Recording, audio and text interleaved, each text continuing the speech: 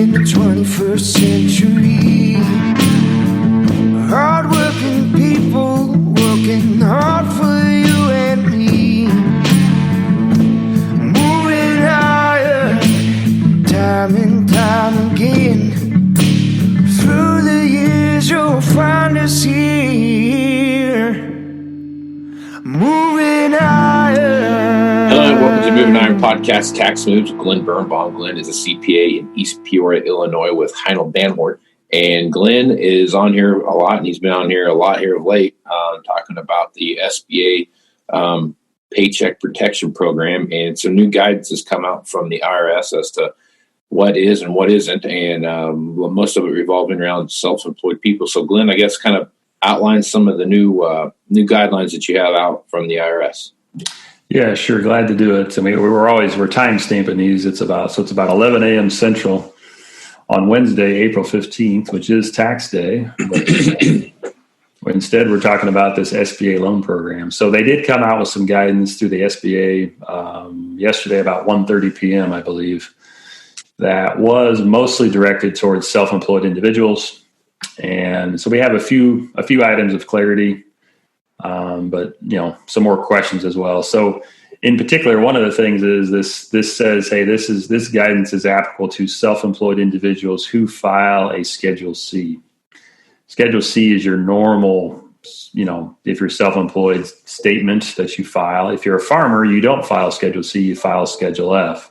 So one of the questions is there going to be new guidance, additional guidance on Schedule F, or is it just assumed that Schedule C equals Schedule F? So for right now, we're just going to make some assumptions, and obviously you got to talk to your lender, your tax advisor, but we're going to kind of try to apply this Schedule C logic to a Schedule F farmer for our purposes of our discussion here. Okay. All right. So let's just take, for example, there is so some of the basic guidelines surrounding what we've known so far.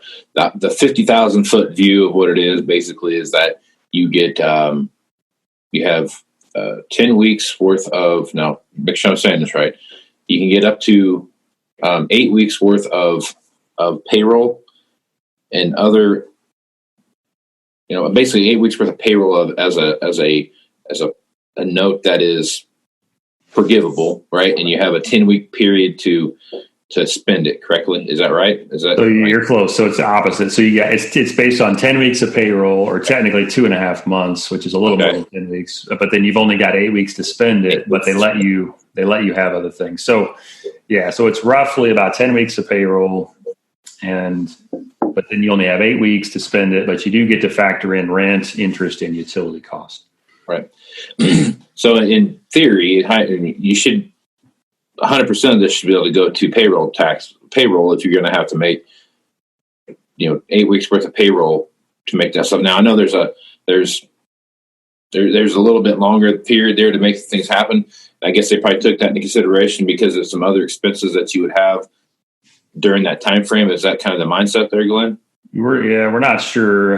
They said this a couple times in some guidance that they're only going to let you count that at least 75% of the forgiveness has to be for payroll. So you start stacking on a lot of extra rent and interest and utilities, even though that might be an allowable use of the loan, right? It's an acceptable use of the loan proceeds. At least 75% of the forgiveness needs to be payroll. So that was not actually in the statute, but they want this to be payroll related. They keep your employees on them, connected to your business.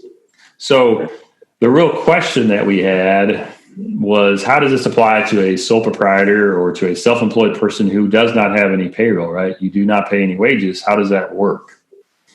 So we got clarity on this point, because it was pretty well known that, you're going to get a maximum loan of about $20,833 because the cap is $100,000. So if you take $100,000 divided by 12 times 2.5, the loan, I believe, is $20,833. So that's as big a loan as you can get if you're self-employed, basically. But then the question was, how do I pay that amount, in that 8 week period, right? I'm not really spending money because it's not I'm not paying myself. And so this is probably the main guidance that came out yesterday is they're just going to take 8 50 seconds, 8 divided by 52, 8 weeks divided by 52, 8 50 seconds, which I think is like 15.3%. That's the forgivable amount. Guaranteed. So it does not matter what you did in 2020 during that 8-week period for this part, for the payroll cost part, right? Because the loan is based on your payroll, which includes self-employment income. So for this point, it does not matter how much money you made in that 8-week period. If you made zero, if you made a lot, it's just kind of an automatic 8 50 seconds is going to be forgiven.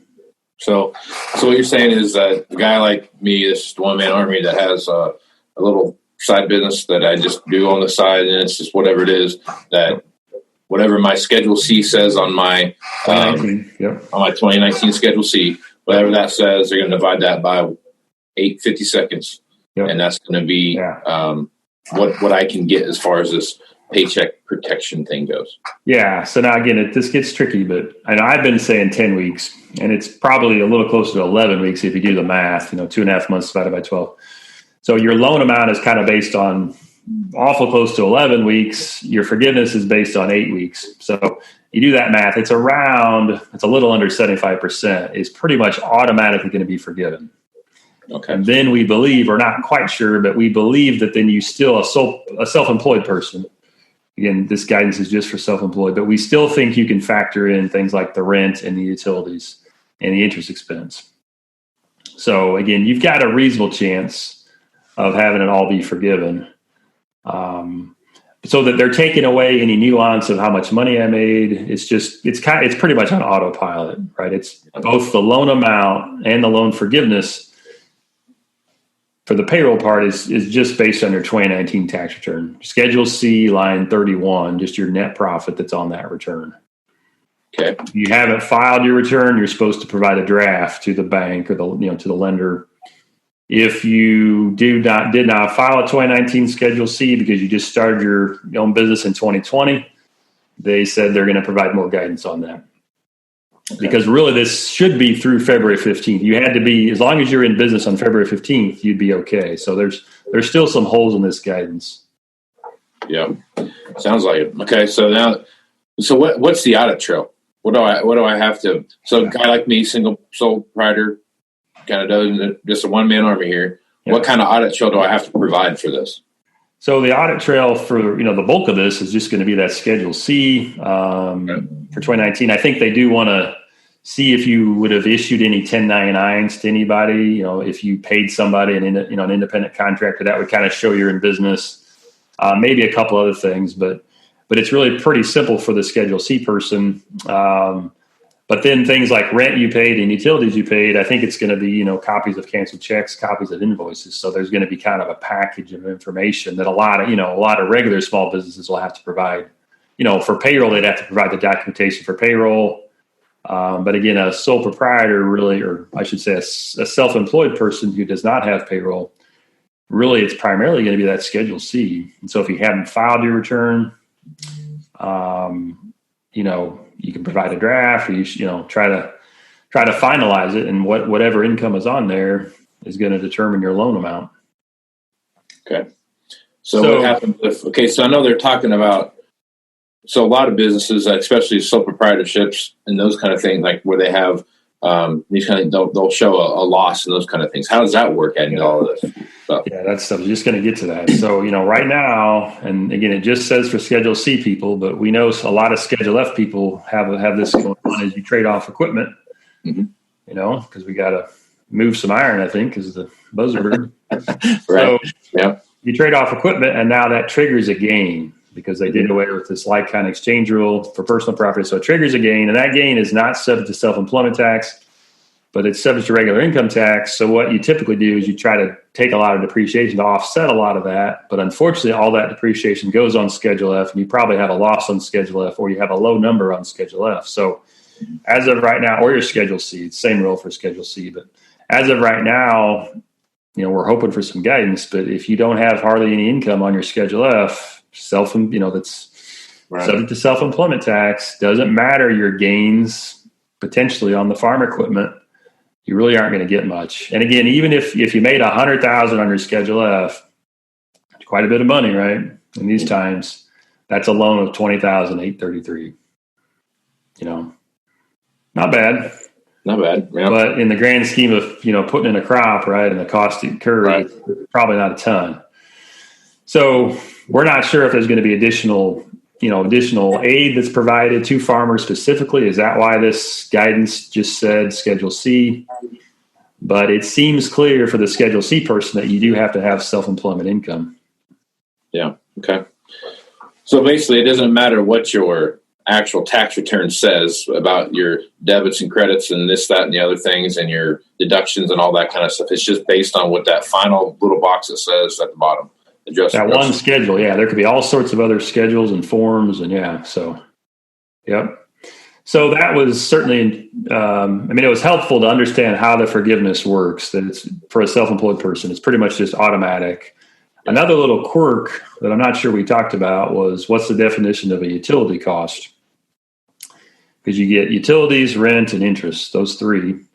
And in the statute, it said utilities is like electricity, gas distribution, transportation, telephone, internet. And so maybe on Sesame Street, or maybe I'm missing my analogies here, but which one of those doesn't belong? Gas, utilities, electricity, internet access, telephone, transportation. Perhaps transportation is a little odd, right? Right. Yep. So last week, people were like, I put this out on Twitter because I wanted to get, insights. What does transportation mean? Well, some people said apparently there's like a transportation surcharge occasionally for certain states on like a utility. So maybe that's why they have it in there. Okay, well, the guidance yesterday says your vehicle fuel counts as a utility cost.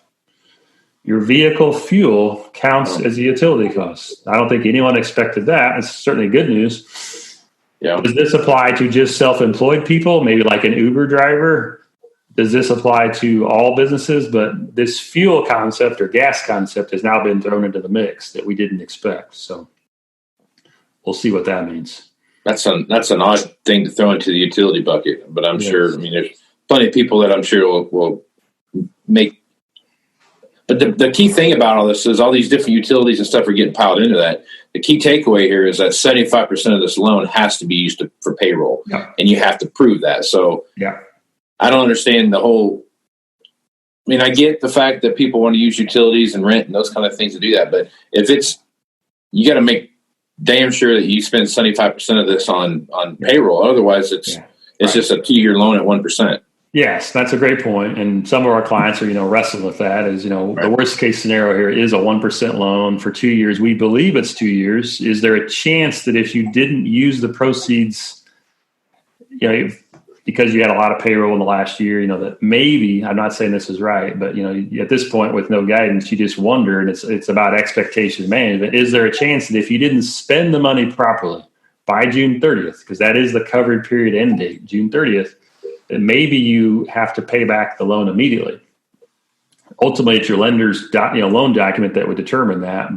And hopefully most people aren't in that situation. But there is still some uncertainty in how this all works. You've got the eligible use concept, or what are acceptable uses of the loan proceeds, and then you have separately the forgiveness concept.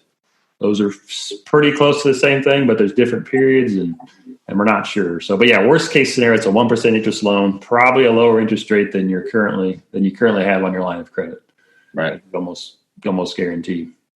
Yeah, 1% money is pretty cheap. You can't really get much better than that. So, but I guess, that's the other side. I guess what do you want to use it for? If you have a strong balance sheet and you got lots of cash laying around, and you can continue to pay your employees through this time, or if you're, especially if you're in a non-essential business, if you're in an essential business like agriculture or something like that, where we still have people coming and buying parts and getting machines worked on, and we're selling tractors and those kind of stuff. That's a different story than the local coffee shop or whatever it is in town that's doing something where they're still open for business. It's just 65 or 70% of the people that would normally come in aren't coming in anymore, and they're at home. So I guess you're probably going to reduce workforce. Yeah. So I think that's a whole different concept.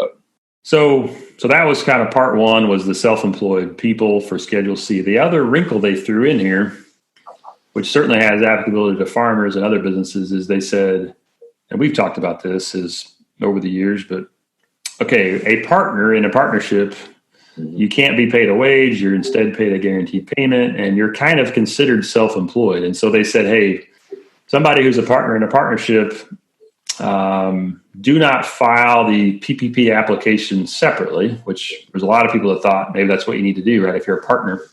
They said, no, we'll go ahead and let the partnership use, wages paid to employees, who are not owners, plus then add in, the self-employment income, like the guaranteed payment that you're being paid, right? So they kind of said maybe technically that's not right because partners aren't employees, but from a practical standpoint, we don't want people, it could be law firm partners, right? We don't want, 10 law firm partners applying for a separate loan. Why not just have the law partnership apply for it? So they did provide guidance that the partnership or the LLC that's taxed as a partnership can go ahead and factor in extra payroll cost for owners. And so the real challenge here is there's been a number of people that have already filed their application, because this is not for self-employed people. This is for regular, businesses.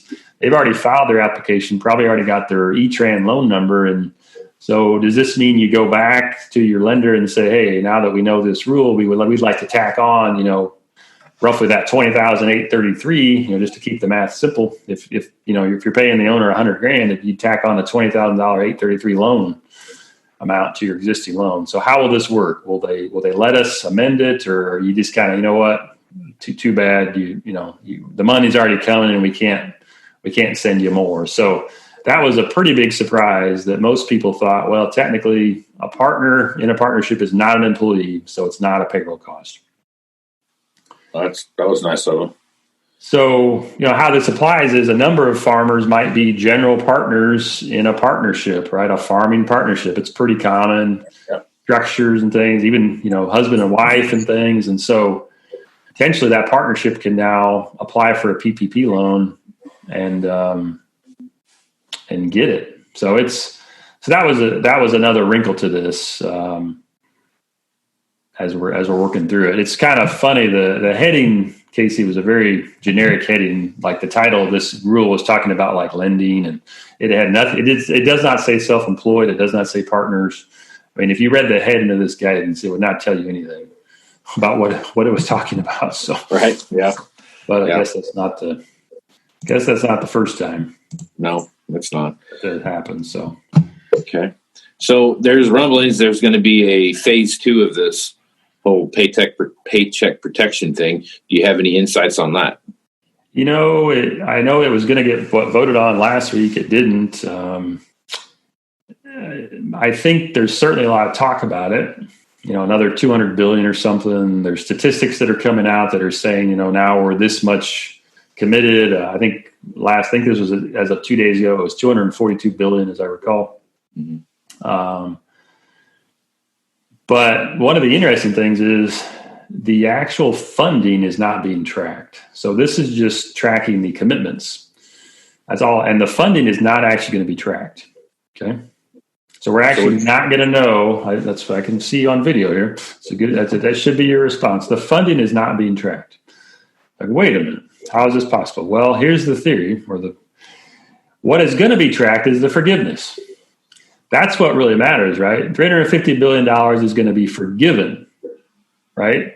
That's the true cost to the government. So let's say there's $450 billion in loans given out, but if only $350 billion is forgiven based on those other rules, it's actually okay, right, for budget purposes. So do I think they'll expand it? Probably, but are they counting on some of these loans actually not being forgiven 100%? Does that make any sense? Well, yeah, I'm sure they're probably banking on that to some extent. That there's probably 25% of it that they think is not going to get. Yeah, because I'm sure the IRS is going to be in charge of auditing all this, and they're really good at getting money out of people, or at least finding where you owe more money. So, I'm sure they can run that pretty well. But I think, to get back to your question, I think there will be some, give and take on both sides of the aisle, right? And there probably will be an expansion of it. just because, the guidance has been a little lacking and the funding's been a little lacking. And so people are still trying to get in line.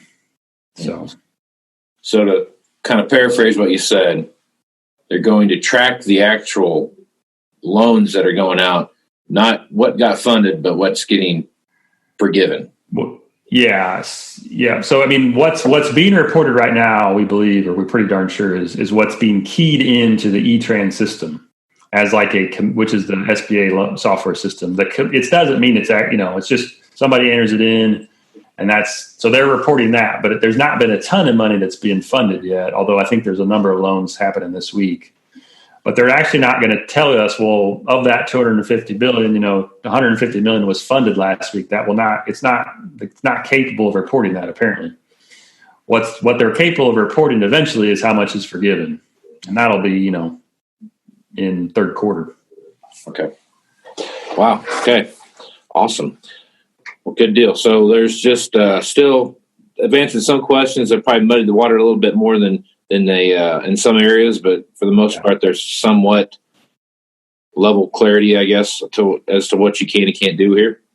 Yep. I think that's a good summary. And then my real takeaway here, as far as the action item, and this is not just for self-employed people. Actually, self-employed people get a bit of a break based on how this forgiveness works. But for anybody that's got this loan in the works, you've got to try to model out the 8-week period. Even with all the uncertainty, we don't really know if it means cash basis, accrual basis, or, when's my pay period? Is it this Friday or next Friday? Is it, but you've got to try to model out this 8-week period just to get it going, right? Just to practice and send it to somebody else and have them poke holes in it and say, well, wait a minute, I'm not sure this counts, because you really want to be proactive on this, right?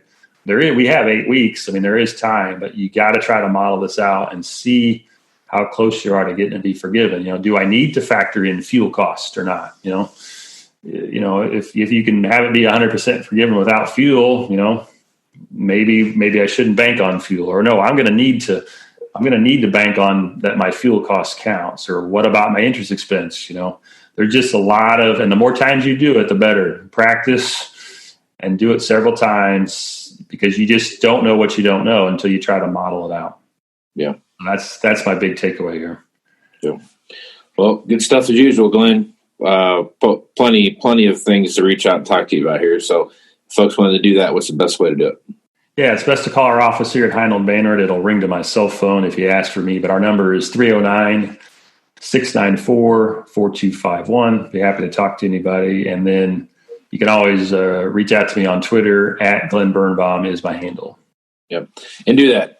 Take Glenn up on that Twitter thing, man. There's a lot of information out there, and there's plenty of accountants that go back and forth on those feeds. So you're going to get about 14 different answers on that when you ask a question. So make sure you follow Glenn on Twitter and check that out. So Glenn, thanks for being on the podcast, man.